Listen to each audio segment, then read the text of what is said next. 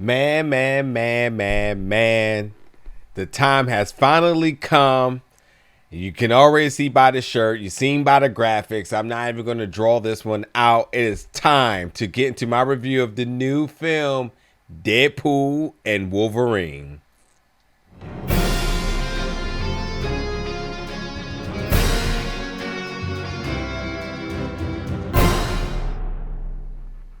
What's up, everybody, and welcome back to the channel today for another review. Today, we're going to be reviewing the new film, Deadpool and Wolverine, finally coming to theaters July 26th.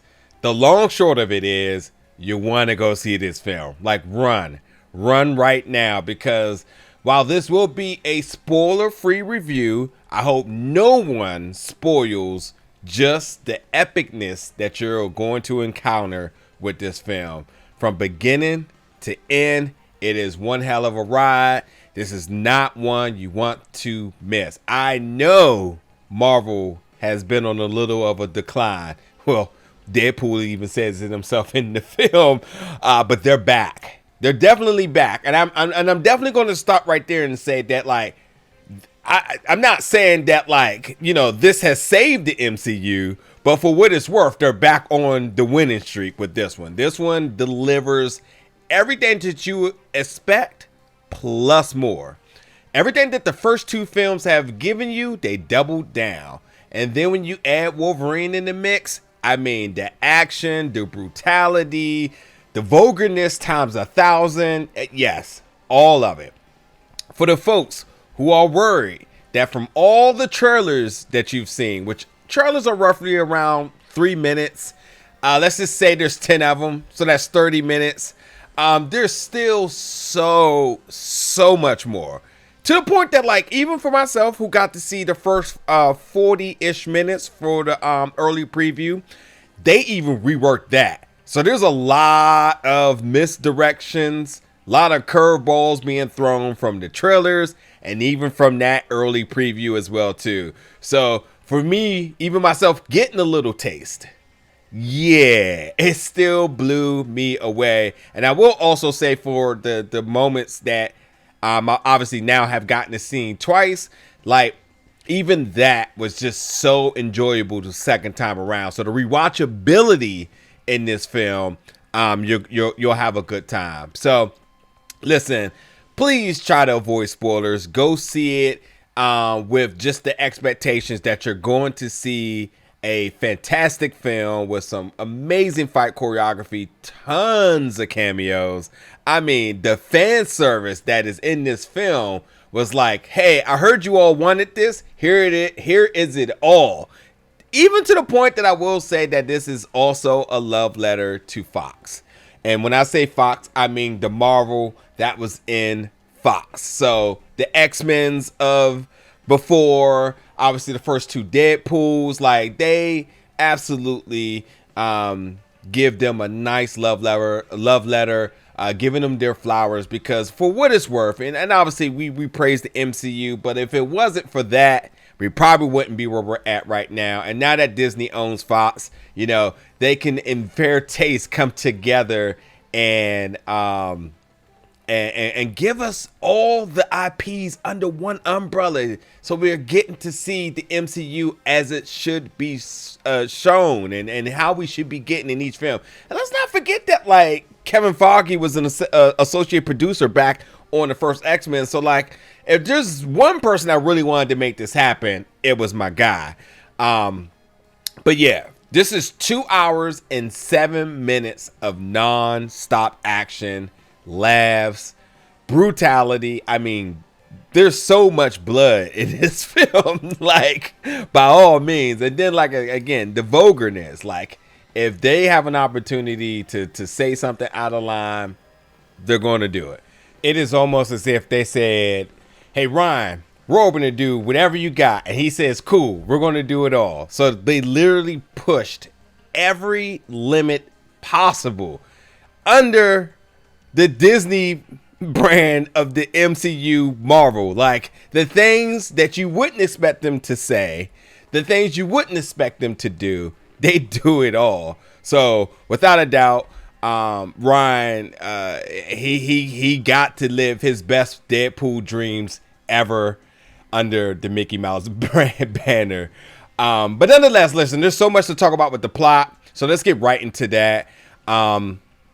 It is about Deadpool, who isn't on the best of terms with his girlfriend. His girlfriend is basically letting him know that, like, you are self-centered, you only do for yourself. That has sort of driven a wedge between the two of them.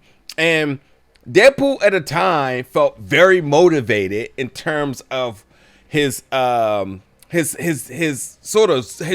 desire to be of service of the Avengers, right? He's like, that's the place I need to be. So, like, essentially, like, there's a story that's happening, but also there's like an exterior to all of this, where it's like you see that Deadpool, like the franchise, always wanted some involvement with Disney and the Avengers. So within the story, it's like Deadpool, he wanted to be a part of the Avengers, but he wasn't quite fit because why the Avengers do for others because they're needed.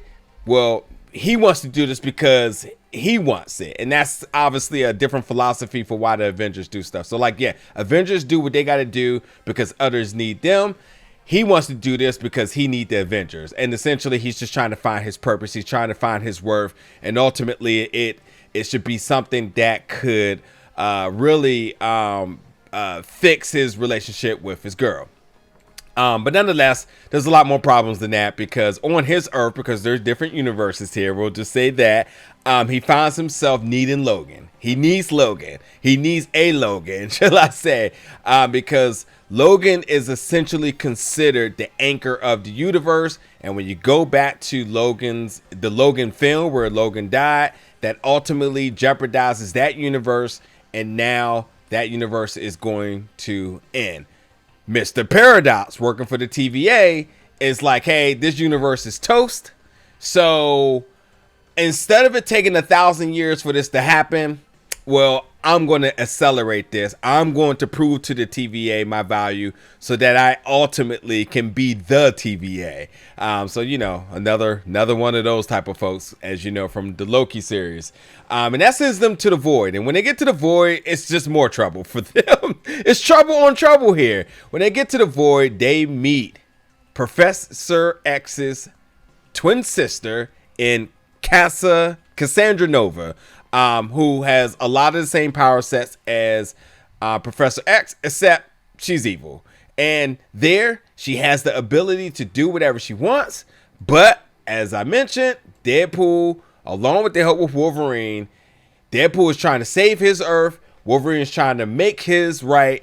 And they need to get out of the Void in order to do so. So that's a lot of everything that kind of goes on. I kind of skipped around some parts, but that's essentially it. It's just an adventure to save their respective Earths. And Deadpool, with his collective of friends, all of the friends that we've seen over the previous films, are his family. You know, those are the people he cares about, and he needs to essentially save them. And now he has an ultimatum where he could just go to another universe and, you know, they'll end up dying. But he's not going to lose his folks, especially because his girl there, and especially because he's trying to do something that for once is not considered selfish. So there is a lot, as I mentioned here, multiple universes, which means variants of both characters. So you're getting so many different Wolverines, tons of Deadpools, a lot of other cameos. I mean, when you get to the Void, it gets crazy, folks. That's all I can say. It gets crazy. You're going to see cameos, Easter eggs, references, all that good stuff is all going to be there. I'm not giving you any further hints that whatever you think and whatever you may be trying to derive of the things I'm saying, you're still not going to be ready for what's to come unless somebody is out there spoiling it. And I think that's just unfair, because for me, seeing it for the first time and the emotions that I got when I seen some of the things I saw, I think everybody should get a chance to experience that. And there's so much because there's so many laughs, there's so many things to kind of observe, whether it's in the background or things that are happen right on the screen. Like, you just won't be ready to the point that like your best friend probably is going to be the credits, so you can see everything and everybody that was in this film. Some that you may quickly miss. You know what I mean? And it does everybody service. I mean, yeah, I know I said fan service, but like whether you are a hardcore comic book fan, whether you're just the MCU fan, I mean, whether somebody who's this deep on the internet within those Reddit threads about the different rumors or speculations over the years when it comes down to the X-Men or Wolverine or Deadpool, I mean, everything is in play right now. And then when you talk about like how the humor works, like there's a lot of humor in Vulgar that pertains to the characters, but also there's a very good mesh of real life references and jokes and puns and all sorts of different things that are relevant to like the actors themselves, Hugh Jackman and Ryan Reynolds, and amongst others. And obviously Kevin Feige is the butt of some jokes. Disney's the butt of some jokes. Of course, Fox is the butt of a lot of jokes. Like, there's a lot. So you really got to pay attention to what a lot of people are saying, because 9 times out of 10, it may have nothing to do with the film itself. It has things to do that involves either the making of this film or previous other films or rumors or incidents, whatever it may be. Like they really tackle them all. But yeah, stay through the credits. It's a Marvel movie nonetheless, so there is a stinger at the end. There's also some BTS of a lot of stuff in the credits. I'm not even going to give that away, so you definitely want to stay through for that as well too. I mean, the film, it has so many connections. I can say it connections to the X-Men, obviously connections to the previous Deadpools, references and connections to the MCU. I don't think it necessarily pushes the MCU forward in terms of like possibilities, but I think it's safe to say, and Kevin Feige has said it in interviews, that like this is the first introduction of the X-Men. And I'm not going to totally agree with that, because we did just have the Marvels. We've also had Doctor Strange and Multiverse of Madness, so like we know they're here.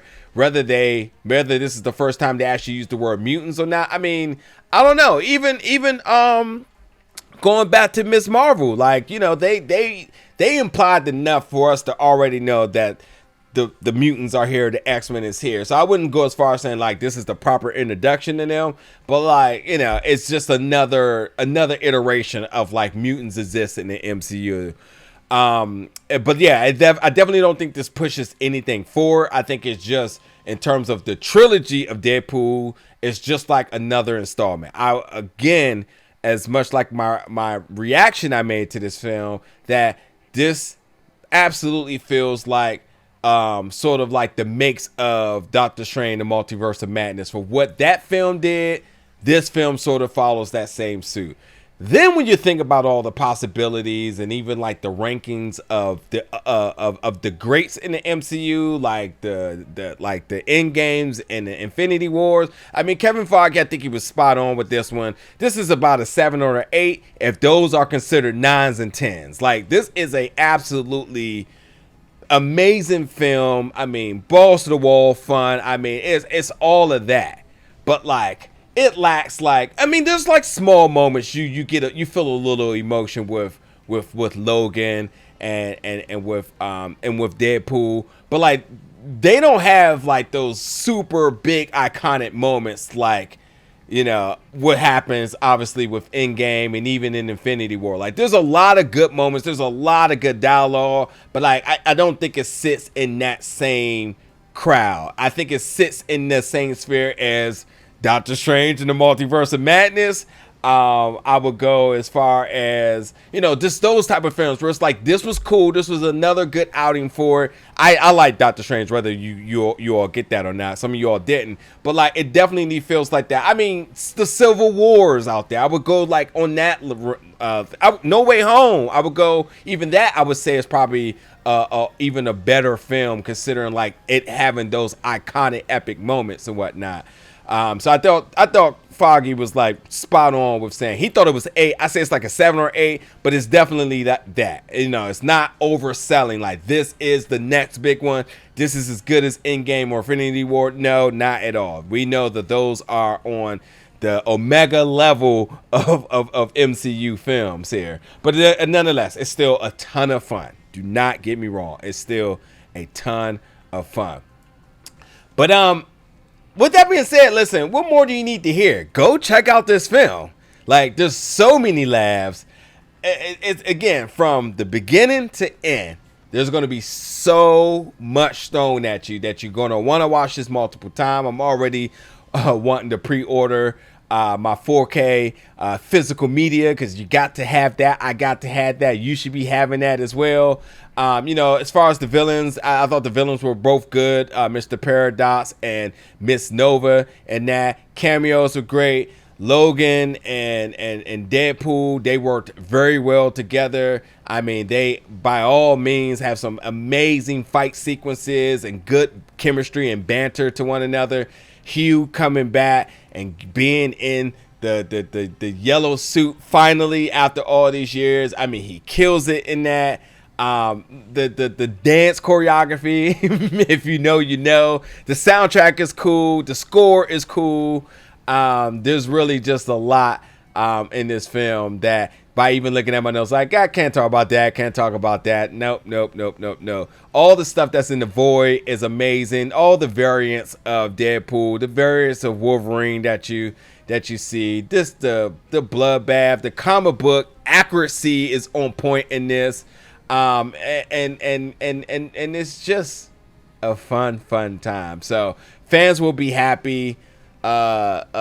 Give Fox their flowers for everything that they've done to even get us to this point, and then obviously for Foggy and Disney and their purchase of Fox to making this movie that's keeping it very Deadpool like, but taking it to the next level and not toning it down or diluting it, because you know that's a possibility.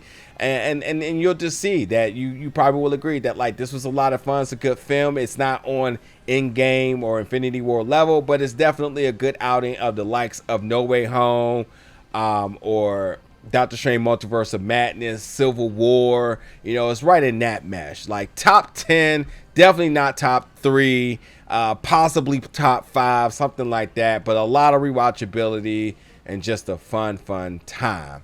So, folks, get to the theaters. Check out Deadpool and Wolverine, coming to theaters July 26th. Once you do, folks, jump in the comments. Let me know your thoughts about this one. We're going to celebrate once we could talk spoilers, man. Because, man. man. And as always, stay tuned here for more reviews and content very soon. Thank you for watching.